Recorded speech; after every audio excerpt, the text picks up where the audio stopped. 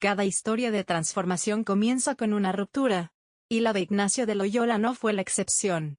Antes de ser santo, antes de fundar la Compañía de Jesús, antes de escribir los ejercicios espirituales o de guiar a miles hacia una nueva forma de fe, Ignacio fue un joven obsesionado con la gloria militar, con el honor, con la fama en los campos de batalla. No nació santo. Nació soldado.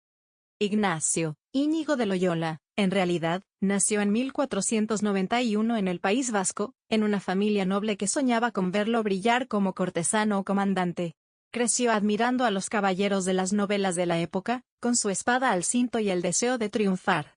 Su juventud fue intensa, marcada por duelos, ambiciones y una vida alejada del recogimiento espiritual. Pero todo cambió en 1521, durante la defensa de Pamplona, cuando una bala de cañón le destrozó la pierna. Esa herida lo sacó de los campos de batalla. Y lo llevó a una guerra mucho más profunda, la del alma. Mientras se recuperaba, Ignacio pidió libros de caballería para distraerse. Pero no había. En su lugar, le ofrecieron textos sobre la vida de Jesús y las vidas de los santos. Lo que comenzó como aburrimiento terminó siendo revelación. Por primera vez, se sintió interpelado. ¿Y si el verdadero heroísmo no era empuñar la espada, sino seguir el camino del sacrificio y la entrega total a Dios? ¿Y si había otra forma de luchar, no por la fama, sino por el bien eterno? La recuperación fue larga, tanto física como espiritual. Su orgullo, acostumbrado a la admiración y al combate, tuvo que doblarse. Empezó a escribir, a rezar, a pensar distinto. Su conversión no fue repentina, sino fruto de una batalla interna feroz. Pero una vez que cambió, nunca miró atrás. Ignacio cambió las armas por la oración, las órdenes militares por la voluntad divina, la ambición personal por un deseo más grande, transformar el mundo desde el espíritu. Cada 31 de julio se conmemora el Día de San Ignacio de Loyola, no solo para recordar a un santo, sino para celebrar la posibilidad de la transformación radical. Ignacio nos enseña que los grandes giros de la vida no siempre empiezan con luces del cielo, sino con fracturas, derrotas, crisis, que nos obligan a mirar hacia adentro. Este primer bloque es la puerta a una vida extraordinaria. Porque Ignacio no solo se convirtió su caída en un llamado. Y esa llamada, siglos después, sigue resonando. Tras su recuperación, Ignacio de Loyola no volvió a los salones de la nobleza ni a los campos de batalla. En lugar de eso, emprendió un camino solitario, físico y espiritual, que lo llevaría por pueblos, monasterios y caminos desconocidos. Dejó su nombre, sus ropas elegantes, su pasado de honor y privilegios. Y así, vestido como peregrino, con un bastón y un corazón inquieto, salió en busca de Dios. Pero no de cualquier manera, quería encontrarlo en lo profundo, en lo cotidiano, en el dolor, en el silencio. Uno de los momentos clave de esta búsqueda fue en la cueva de Manresa, en Cataluña. Allí pasó meses haciendo penitencia, ayunando, reflexionando, observando su interior. No fue un retiro místico idealizado, fue duro, oscuro, lleno de dudas, incluso de momentos de desesperación. Ignacio no era aún el santo que escribiría con claridad. Era un hombre herido, enfrentándose a su ego, a sus límites, a sus miedos. Pero fue en ese espacio de vulnerabilidad donde comenzó a gestarse una de sus obras más importantes, los ejercicios espirituales. Estos ejercicios no eran una oración cualquiera. Eran un método, una herramienta de autoconocimiento, de discernimiento, de transformación interior. No estaban pensados solo para monjes o sacerdotes, sino para cualquier persona que deseara alinear su vida con un propósito mayor. Ignacio había entendido que la espiritualidad verdadera debía estar anclada en la vida real, en las decisiones concretas, en el deseo sincero de servir a algo más grande que uno mismo. Tras Manresa, Ignacio decidió peregrinar a Tierra Santa. Quería tocar los lugares donde Jesús había vivido. Pero no fue una experiencia mística sencilla. Al llegar a Jerusalén, las autoridades religiosas le impidieron quedarse. No entendían su proyecto, ni su insistencia. Ignacio obedeció y regresó a Europa, pero no con las manos vacías. Volvía con una convicción más firme: para transformar el mundo, primero había que formar a los hombres y mujeres que lo habitan. Y así, el soldado convertido en peregrino entendió que su camino no era huir del mundo, sino meterse en él. Pero con nuevos ojos. Comenzó a estudiar, ya adulto, junto a jóvenes mucho más jóvenes que él. Aprendió latín, filosofía, teología. No por estatus, sino porque quería comprender mejor el mensaje que lo había transformado. Era terco, sí. Pero también era disciplinado, valiente y profundamente apasionado por el alma humana. Este bloque de su vida muestra a Ignacio en tránsito, no aún como fundador, sino como buscador. Como aquel que, tocado por la gracia, decide no quedarse cómodo, sino seguir caminando. Su cuerpo herido seguía doliendo, pero su alma estaba encendida. Porque Ignacio había descubierto que la verdadera batalla era interior, y que para ganarla, había que entregarse por completo. Después de años de peregrinaje y estudio, Ignacio de Loyola ya no era solo un converso apasionado. Se había convertido en un líder natural, en un hombre con una visión concreta, formar personas capaces de influir en el mundo desde la espiritualidad, la disciplina y el amor al prójimo. Fue en París, mientras estudiaba en la Sorbona, donde conoció a un grupo de jóvenes universitarios que, como él, buscaban un propósito más grande. Entre ellos estaban Pedro Fabro y Francisco Javier, dos nombres que, como el de Ignacio, pasarían a la historia. No eran sacerdotes aún, pero juntos comenzaron a orar, a hacer ejercicios espirituales, a compartir ideas. Ignacio les propuso algo audaz, formar un grupo compacto, obediente, entregado, con la intención de servir a Cristo en cualquier lugar del mundo al que fueran enviados. Así nació el germen de lo que sería la Compañía de Jesús, también conocida como los jesuitas. En 1534 hicieron sus primeros votos en Montmartre, París, y más tarde, en 1540, el Papa Paulo III aprobó oficialmente la orden. A diferencia de otras congregaciones religiosas de la época, los jesuitas no buscaban aislarse del mundo, sino ir directamente hacia él, a las universidades, a las ciudades, a las fronteras culturales. Su lema lo decía todo: ad maiorem Dei gloriam, a mayor gloria de Dios. Todo lo que hicieran, desde enseñar hasta predicar o escribir, debía estar al servicio de esa causa. Los jesuitas revolucionaron la forma de vivir la fe. Abrieron escuelas, colegios, universidades.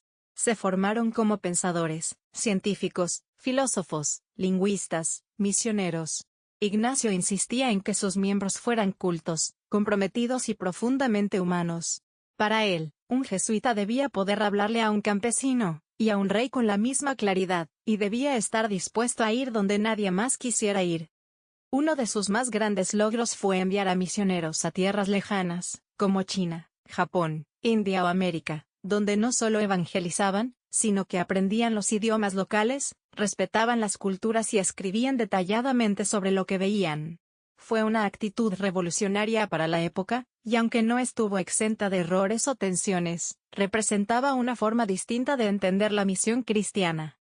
Ignacio, desde Roma, lideraba la orden con firmeza y humildad. Nunca buscó el poder por sí mismo. Su vocación era la de un organizador espiritual. Redactó constituciones, escribió cartas, acompañó procesos. Todo sin abandonar el núcleo de su experiencia, que Dios puede encontrarse en todas las cosas, si se busca con sinceridad. Este bloque nos muestra al Ignacio fundador, pero también al Ignacio estratega del alma. Un hombre que entendió que para transformar el mundo no basta con buenas intenciones, hay que formar corazones, educar mentes, y organizar la esperanza.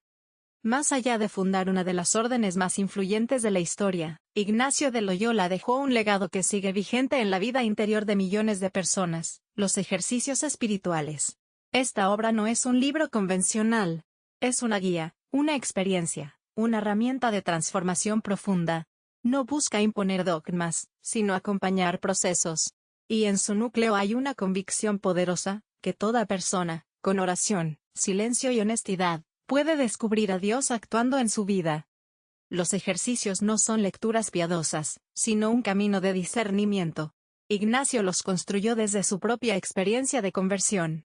Cada paso, cada meditación, cada examen de conciencia está diseñado para que el ejercitante pueda ver con más claridad lo que mueve su corazón, sus deseos auténticos, sus apegos, sus miedos, sus resistencias.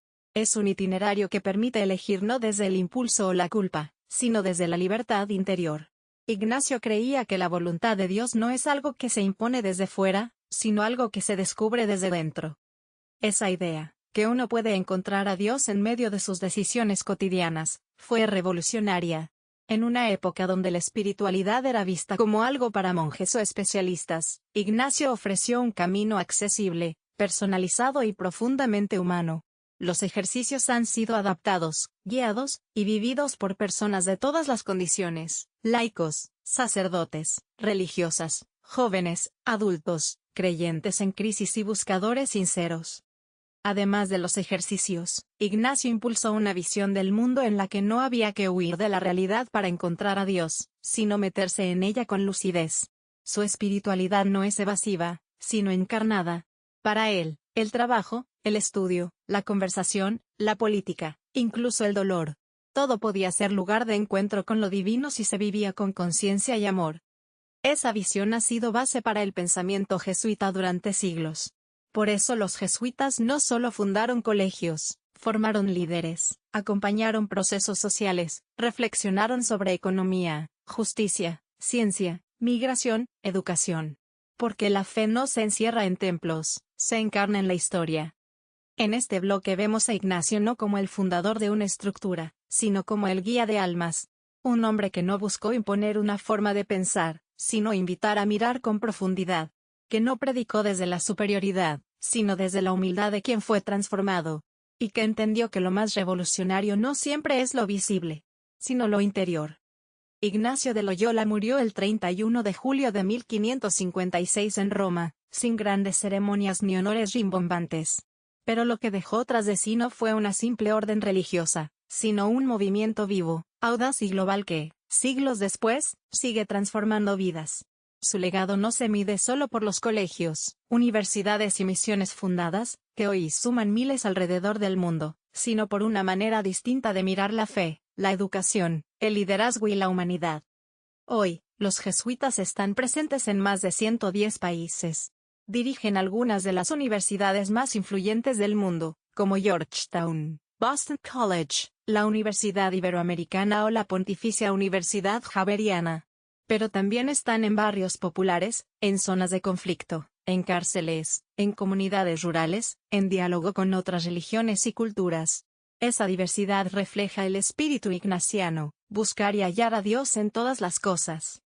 La figura de Ignacio sigue inspirando porque no fue un santo perfecto, sino un ser humano profundamente transformado. Alguien que conoció la ambición, el orgullo, la herida, la duda. Y que a través de todo eso fue moldeando su alma hasta convertirla en instrumento de algo mayor. Su historia nos recuerda que la fe no nace del éxito, sino de las crisis. Que un hombre herido en batalla puede levantarse y fundar una obra que impactará generaciones. Que la espiritualidad auténtica no es evasión, sino compromiso activo con la realidad. Más allá de lo religioso, Ignacio es también una figura clave en la historia de la educación, la psicología del discernimiento y el pensamiento humanista. Su insistencia en el examen diario, en el análisis de las emociones, en la toma de decisiones desde la interioridad, ha influido incluso en corrientes modernas de desarrollo personal y liderazgo. Cada 31 de julio se celebra el Día de San Ignacio de Loyola, no como una simple fecha litúrgica, sino como un recordatorio de lo que puede ocurrir cuando alguien se atreve a cambiar de dirección. Cuando un corazón inquieto deja de buscar su propia gloria, y se pone al servicio del bien común. Ignacio no dejó un sistema cerrado. Dejó una forma de vivir, una manera de pensar, un impulso que sigue moviendo a millones. Por eso su legado sigue creciendo. Porque no se impone, se propone. Porque no adoctrina, transforma. Porque no se trata solo de creer, sino de elegir cada día, con conciencia, libertad y generosidad.